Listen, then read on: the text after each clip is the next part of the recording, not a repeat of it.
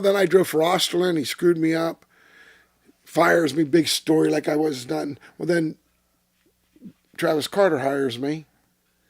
And Travis Carter, my God, we blew up every freaking other week. I mean, we're going to win Bristol. Howard Elliott's working on the stuff.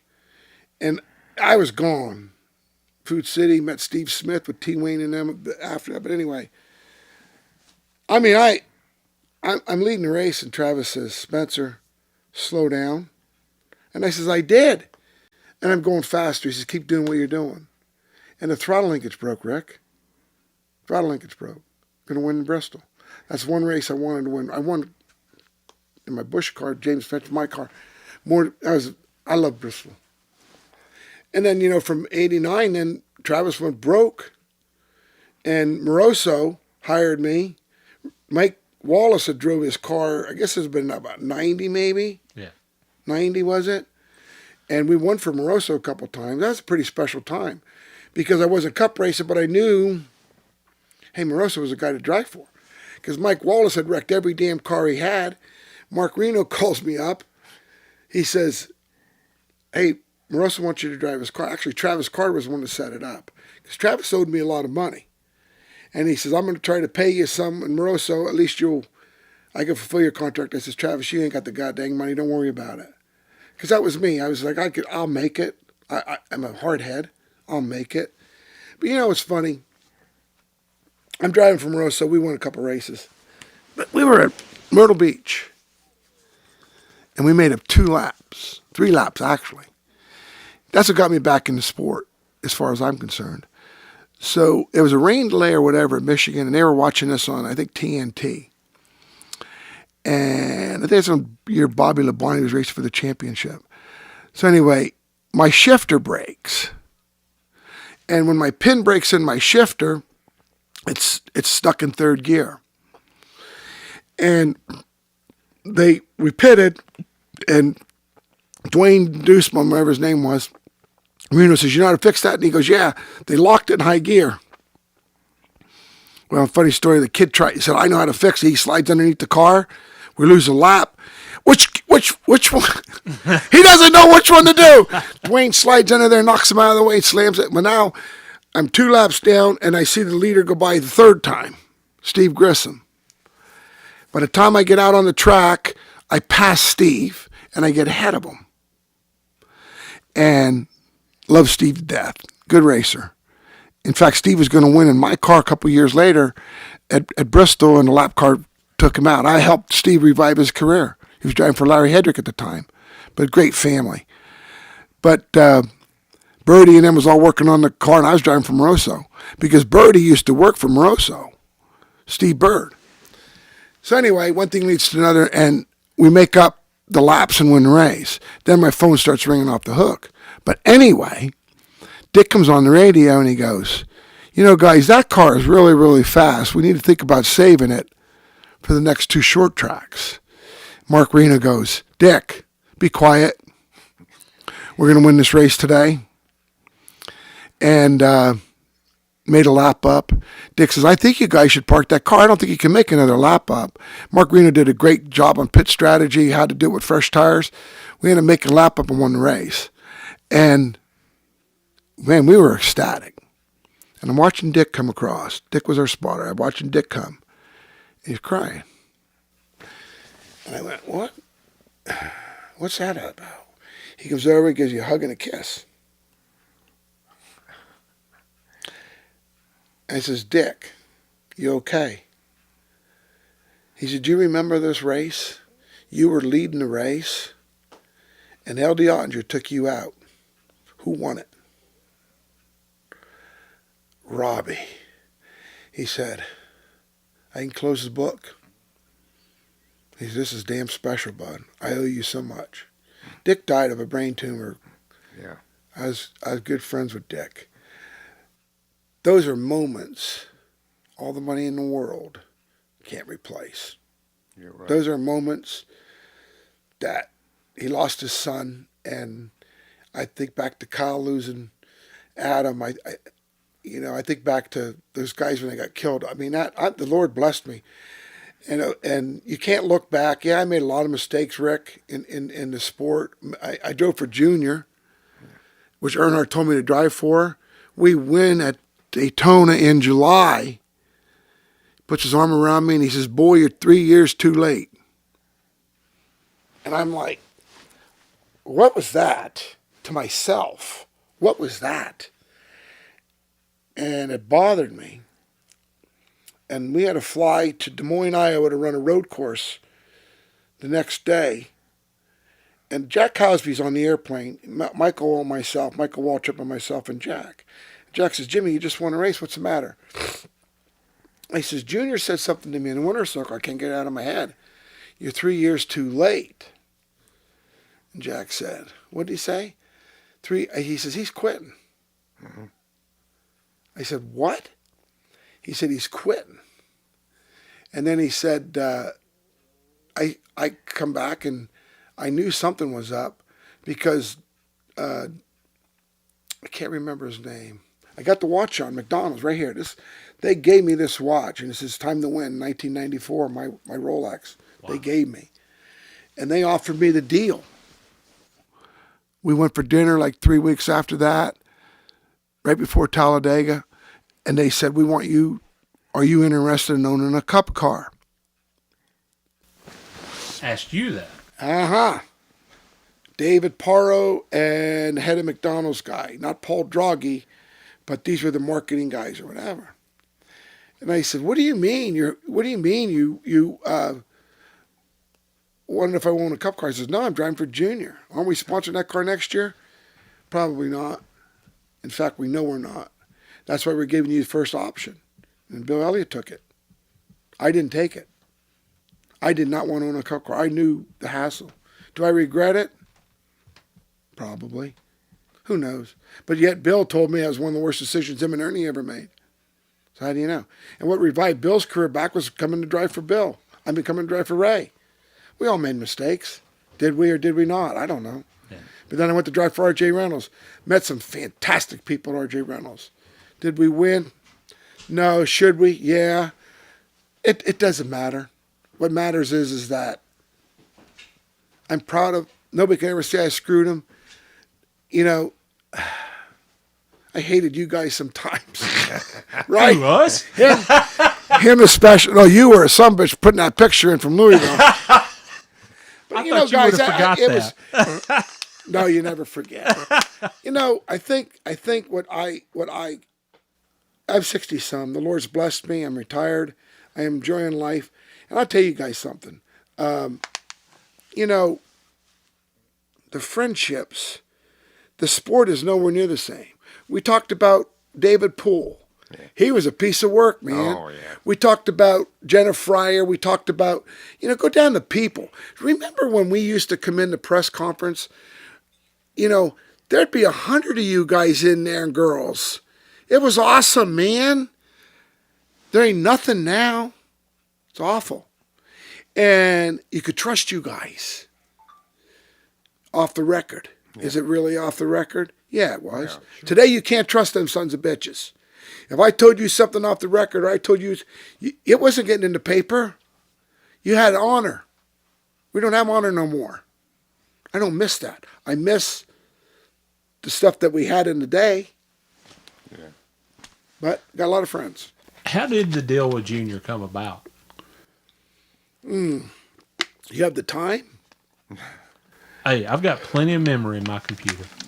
I was driving for Bobby Allison. I was driving for Dick Moroso. Bobby Allison says, "I want you to drive my car next year." Well, hell yeah, I'm going to drive your car. Rebestus. Hut Stricklin and them, they're wrecking everything he can. He puts Purvis in the car. They done wrecked everything. Bobby says, "I can't take this no more." He calls me up Monday morning after North Wilkesboro. He goes, "You interested in driving that car at Charlotte?" I said, "Yeah. Hell yeah, Bobby. I ain't got nothing to do. Drive Moroso's car." And he goes, "Okay, we're going to try to work this out." I went over there Wednesday, got in the car. We finished fourth at Charlotte. Finished 7th at Rock. We were going to win Rockingham. And Earnhardt knocked the tail off the car. The pit gun, air gun broke. Ironically, the same thing happened to Dale. He was going to win Indianapolis, and the pit gun broke, unfortunately. We finished. We're going to win. We're going to win Martin. We're going to win. We were going to win Rockingham. We were going to win Phoenix. All day long, having bad pit stops. All day long. I said, guys, we need to do something about these pit stops. Bobby says, I'm taking care of it. He goes to the Stravola brothers, and he gets this guy with funny hair and stuff. Jackman, one of the best jackmans there is. He says, the pit stops are good from now on. Next pit stop, we come out like third. Last pit stop, we come out second. Guess who's leading the race? 28. Uh-oh. This ain't good. Going down the back straightaway, and I said, we have a problem. And immediately, crew chief, now he has a damn heart attack. He goes, what's the matter? I said, you know what? You guys will see in a little bit. About a minute, or just wait a little bit. Radio's silent. Here we come off turn 4. And we had our open face helmets on, and I'm looking. Microphone key. What's the problem, Jimmy?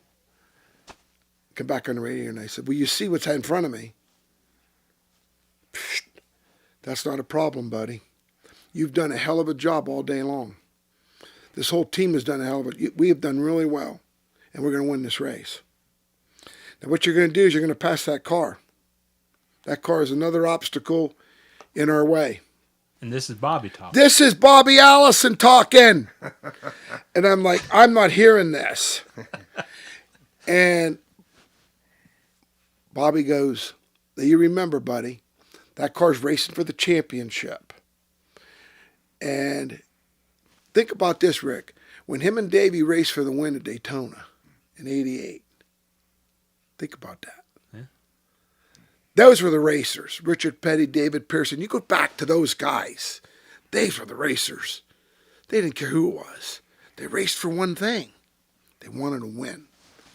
He says to me, you remember he's raced for the championship, blah, blah, blah. And respect that, because he says, I think we'll be in that position next year, blah, blah, blah. And I come around on the thing, and I went, 10-4, Bobby. And we went on and raced for a while, and I'm ready to pass Davey. I'm underneath him, and the motor breaks. Finished 5th. And then we went to Atlanta in the fall. Now my phone's ringing off the hook. Richard Petty, Hendrick, Junior, all these guys want me to drive for him next year, 93. And I said, no, I'm staying with Bobby Allison. We had no money. Bobby said, I'm working on a sponsor. I shouldn't be saying this stuff, but you know what? It doesn't matter. So I'm like, okay, well, how are we going to, what kind of sponsor are we going to get? I got a big sponsor. Well, needless to say, Junior Johnson and Associates is not Junior Johnson. It's Junior Johnson and Associates. Lots of people, far-reaching tentacles, and they reached to Winston-Salem. And Winston-Salem was R.J. Reynolds Tobacco Company. Yeah.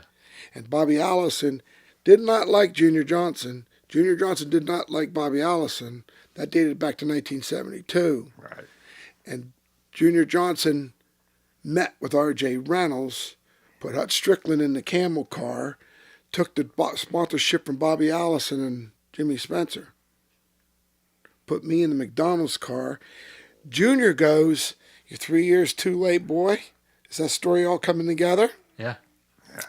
Makes perfect sense. I knew what you meant when you said it. I did And too. I did too. Yeah. And I drove, I deliberately, I kept determining, me and Earnhardt talked about it for a long time. And Earnhardt said, Spencer, you won't beat these sons of bitches. Get used to it. And I says, I want to stay with Bobby Allison. And at the time, I showed Earnhardt my offer, my contract. He says, man, Jimmy, you can't turn that down. He says, I know where you're ending up going. He said, they're going to announce the deal next week at Phoenix. Hut Stricklin in the Camel car. They won't even advertise you. And then the following year, you will be in the Camel car. He was right. Mm-hmm. I don't regret it, though. Yeah. R.J. Reynolds McDonald's was a great sponsor. But I have to tell you guys, that R.J. Reynolds made our sport what it is. Mm-hmm. They did. July 4th at Daytona with Junior's car. Take us through the last few laps.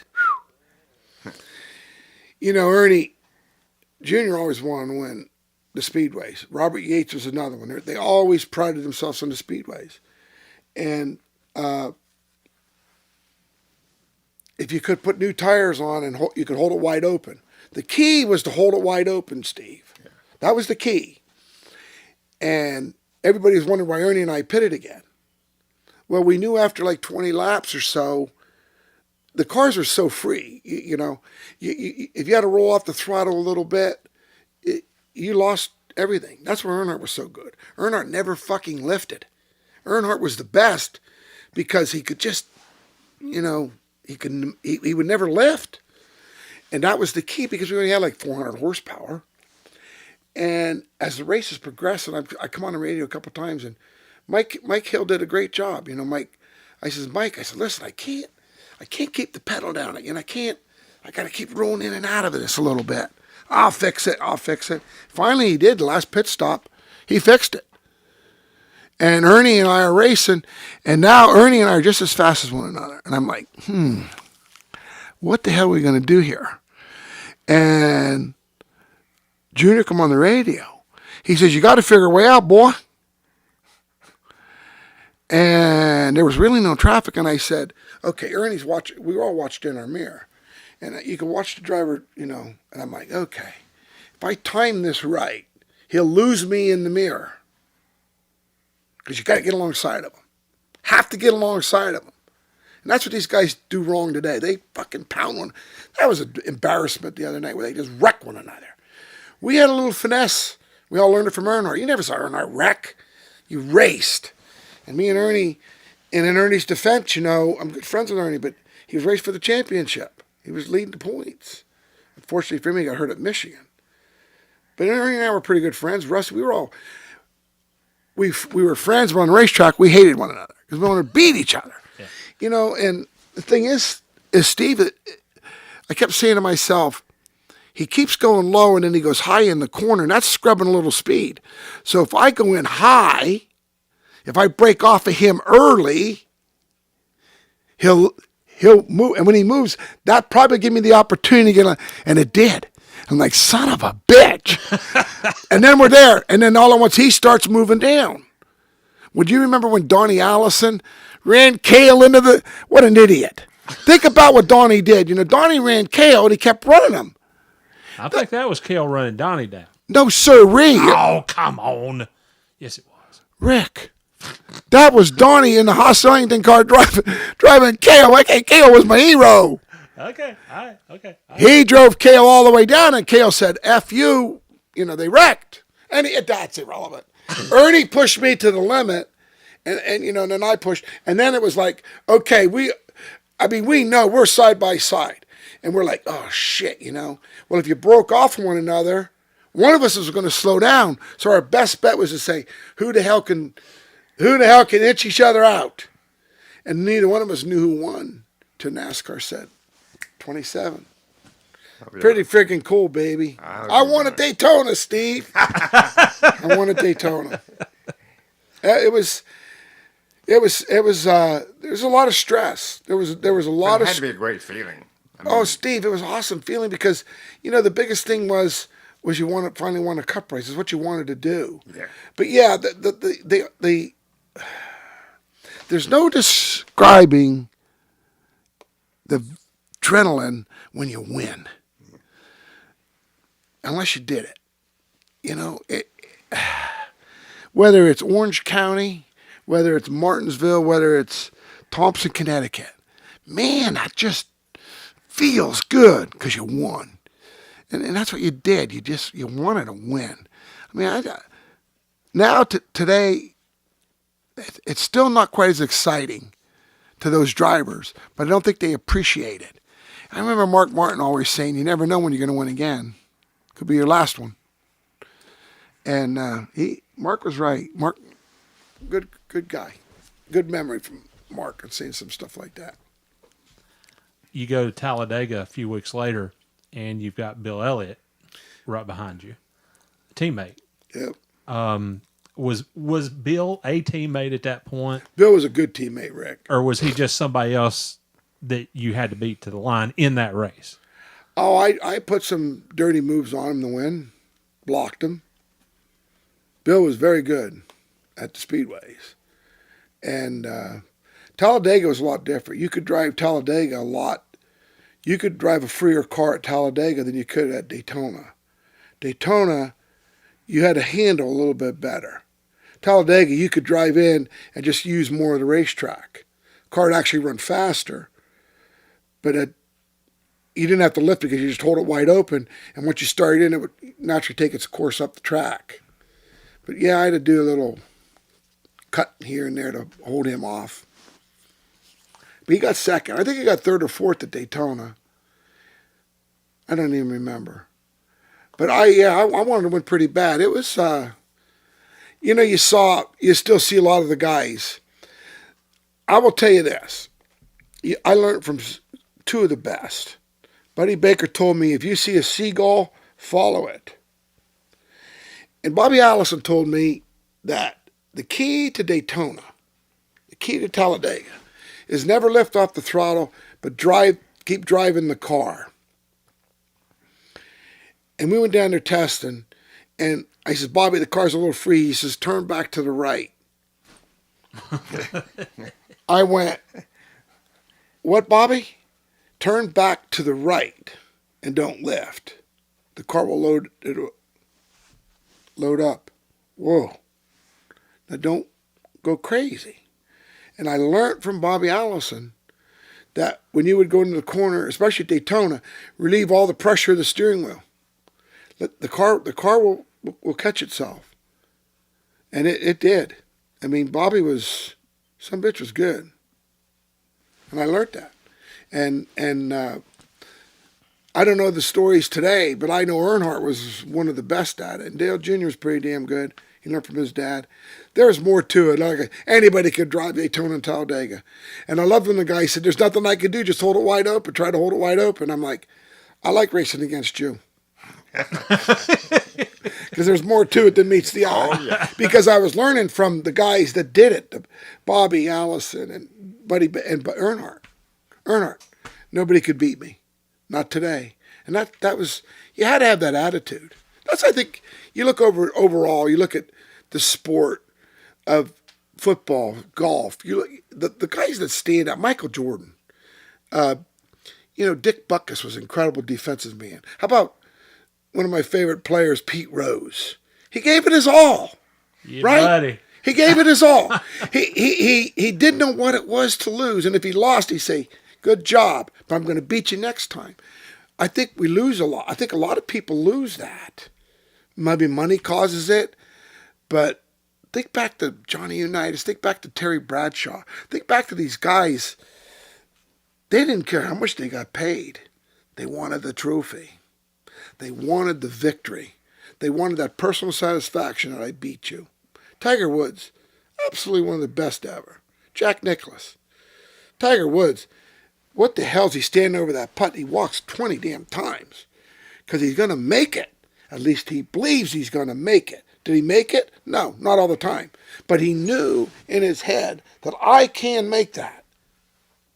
And that's the thing that separates guys from being somebody to saying, I'm going to do this.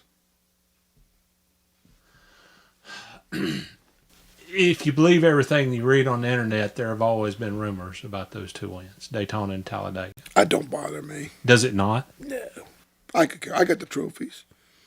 They all. I guess if we were illegal, so was Ernie Irvin. So is everybody else. Yeah. I don't know how to describe that, Rick. I know one thing, that I couldn't have won the race if Mike Hill didn't adjust the car at the end of the race. I also had cars. Was Earnhardt illegal when he won the 500? Was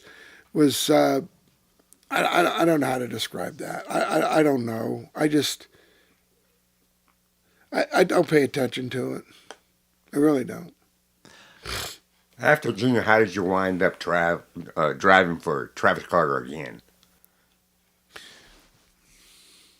After junior, Yeah, I think. well, it was, Steve, it was one of them deals where it dates back to Bobby. And Junior knew that he had that Smokin' Joe's deal from R.J. Reynolds, which was a lot of money. He started Travis back in the deal. See, it dated back to T. Wayne Robertson again. Junior Johnson and Associates. Yeah. Okay. And then if you think back and you're like, because Travis was doing nothing. He wasn't racing. And Junior and him were together. I can remember Travis winning a lot of races with Junior. He helped KO win. He saved Tim Brewer's job many a times, Hammond's job. Travis was one of the smartest crew chiefs in the sport before I got there. One with Harry Gant and all that. But then Travis, he always wanted to own his own team. He went broke before. But now I think with Junior Johnson and Associates, T. Wayne Robertson, they had the money. R.J. Reynolds gave him the money to race. And then Junior was supplying them with the motors and the cars, everything. So Junior was still making money, right? And that's how Travis started, and that relationship became pretty good.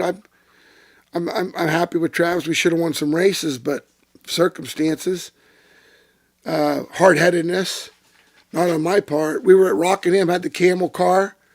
Robert Yates comes over. Peter Guy was building the motors. And Doug Yates walks by, looks, he says, Donnie, them fan belts are going to flip today. But they've been caught for flipping. I'll send you down some. Okay. So here comes, I forget the guy's name. He brings the 2 fan belts we need. And the motorman, what the fuck you doing? He said, we're changing his fan belts. No, you're not. They won't flip. Peter Guy makes a big stink. Guess what happened with 20 laps to go leading the race at Rockingham? Do I need to say more? And that's when Earnhardt and Bobby Hamilton got it on, I think. That was a hell of a race, but I had it covered. I was driving the 23 Camel car. Oh, we can go to. I was going to win Indianapolis. They made a great call. In their defense that day, that we were getting better gas mileage. Everybody, Ricky Rudd wins the race, but I was ahead of him, and I'm going to win the race because they all have to pit with like 8-10 laps to go. Earnhardt cuts down my left front tire. He doesn't do it intentional by any means. He was warming his tires up as a lap car. And he hits me in the left front and blows my tire. I'd forgotten that. Oh, he come over. Earnhardt was so upset. He come in the hauler the next week. I guess we were walking. I don't know where we were at.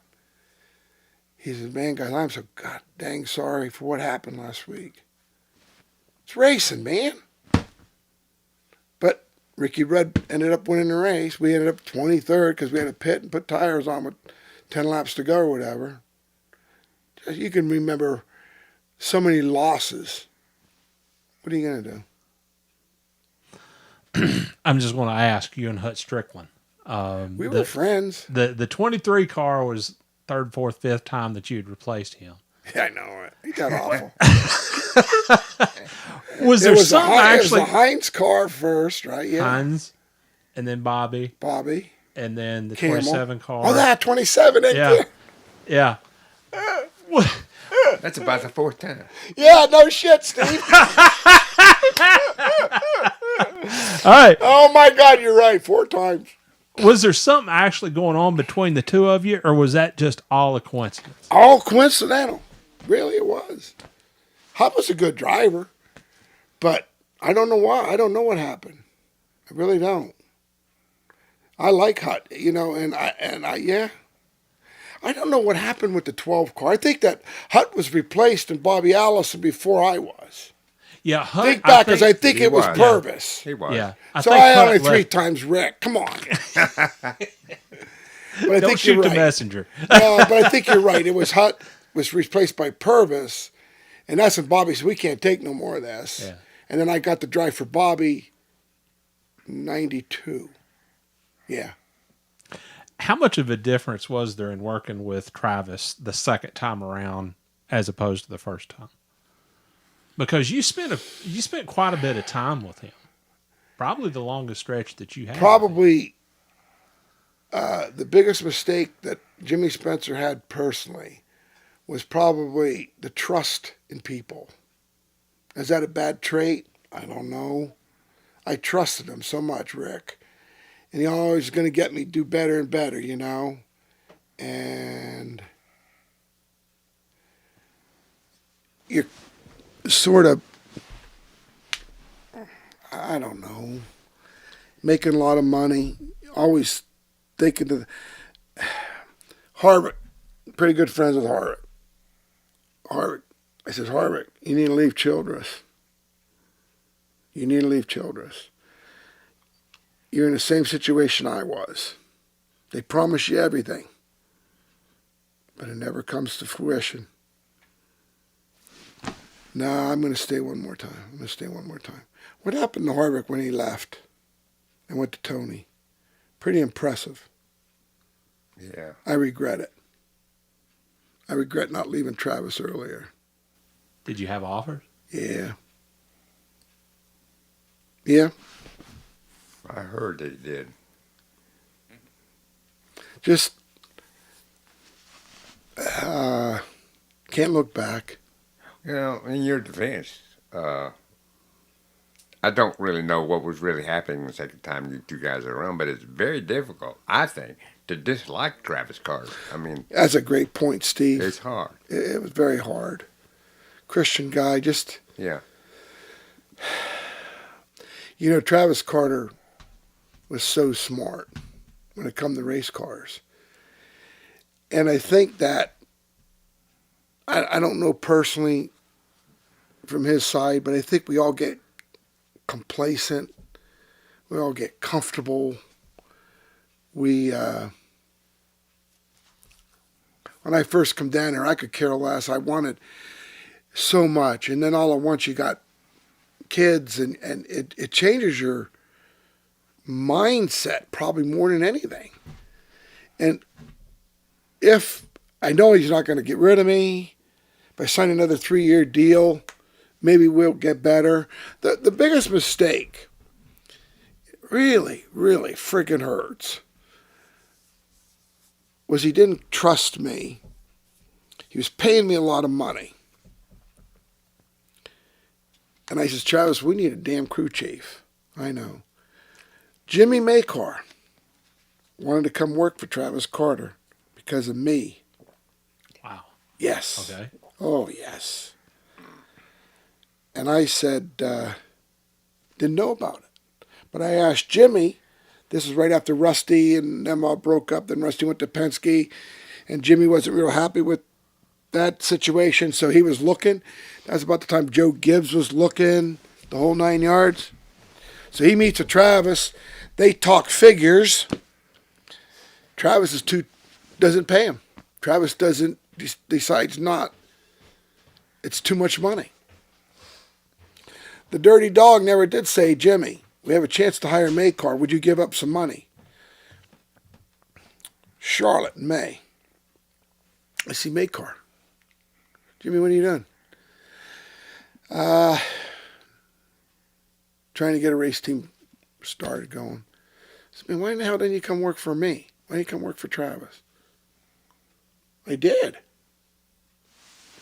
Huh? I did. I went up there and I met with him. I wanted to work with you. I think you're a hell of a racer. I think we could do good together. What happened? Never called me back. You talk about a mad son of a bitch. I tracked Travis Carter down. That's the maddest ever was. I put him in the corner. I called him every which way, but you know. Well, I didn't know. I mean, whatever. That hurt. That hurt bad. Because I believe that would have changed my career. My best crew chief was Jimmy Finning. Mark Reno was very good. You had to have somebody that trusted what you said. If you start, what happened to Jimmy Johnson and Chad Knaus? Check and I started telling Jimmy how to drive the race car. Think about it. Right? Yeah. He started telling Jimmy.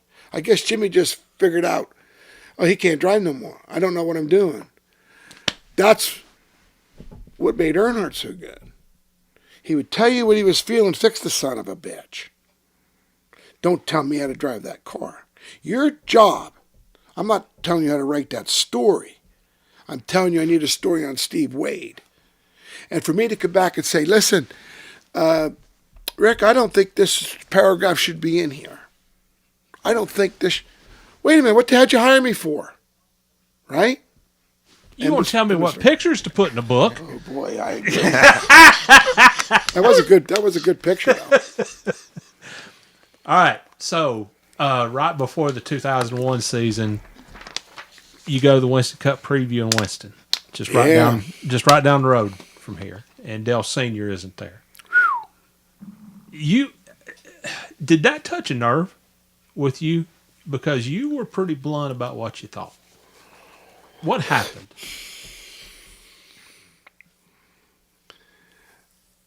I was upset because I know Earnhardt was the best there was, and I knew he wasn't sick. And I was really good friends with Bill France. And I knew the sport, we needed the fans more than anything. And they were waiting for Earnhardt, and he didn't come. And all we kept hearing was Earnhardt didn't show up, and I get tired of it. Okay? You just get tired of it. And I let in. I said, I don't know who Earnhardt thinks he is, that he can't show up for this thing.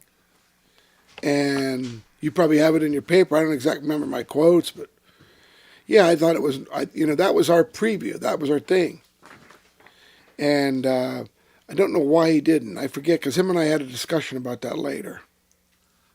He was at the 24 Hours of Daytona test, I think. Really? Why did they say that? I don't know. That's what was reported at the time.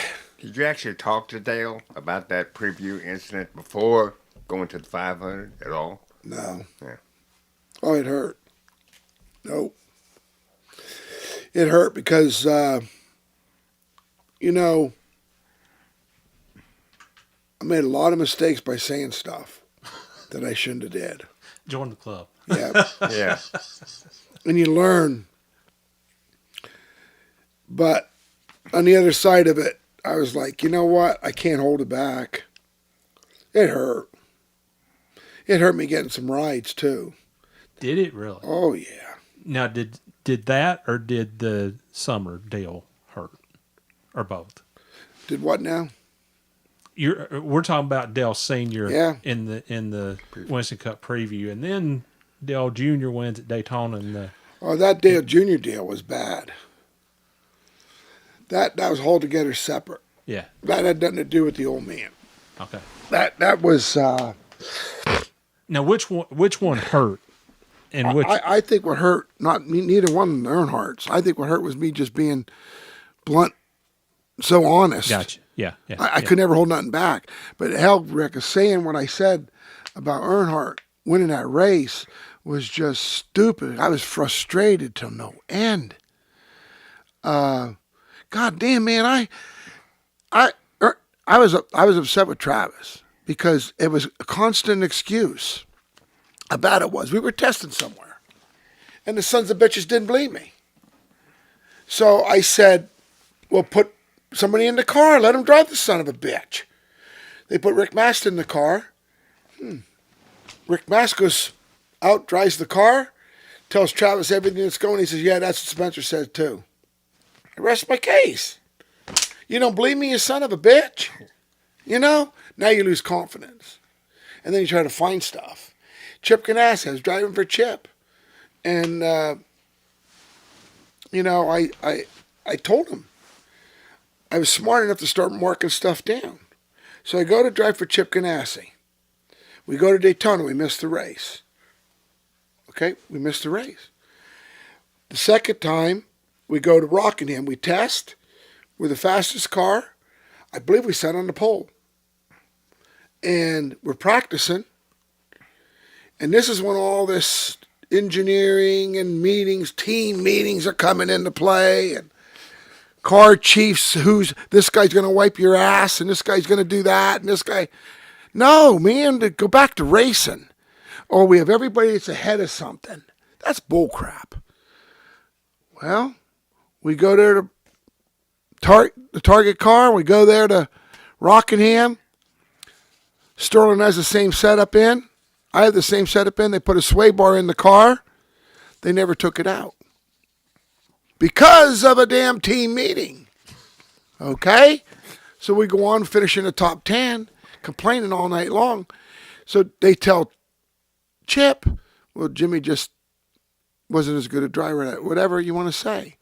The following week we go somewhere, always the same excuse. Always the guinea pig, always their experiment. I said, Chip, your team's fucked up, man. Okay?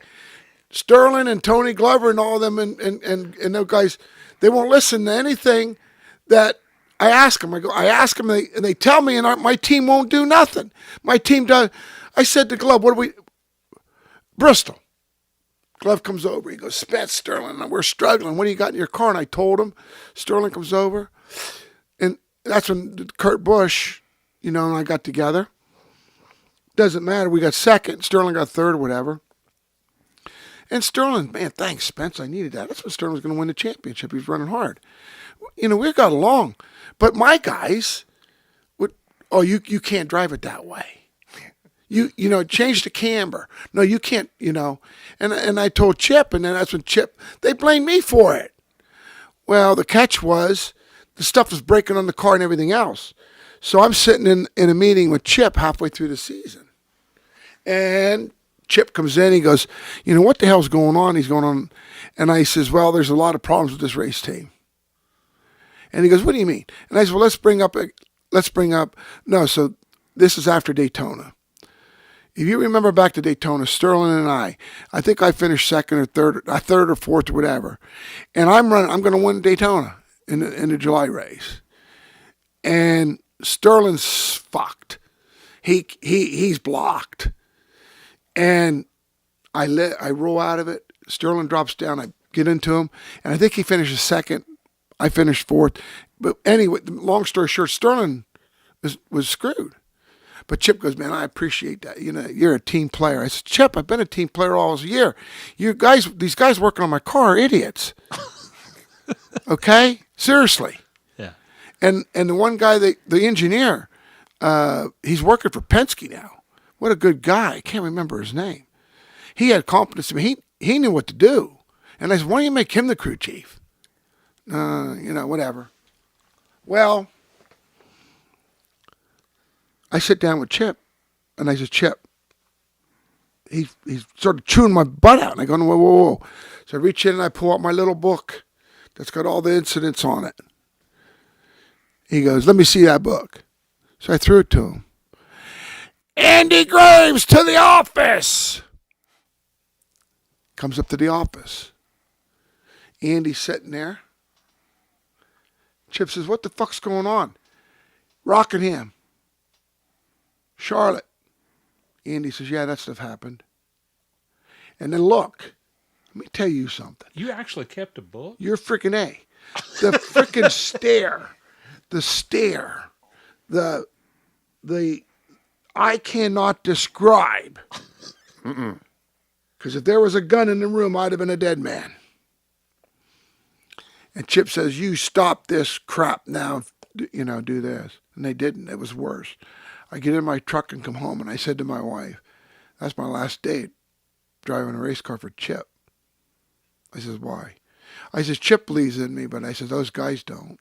I put it through them they'll think I threw them under the bus, but they've been lying to Chip.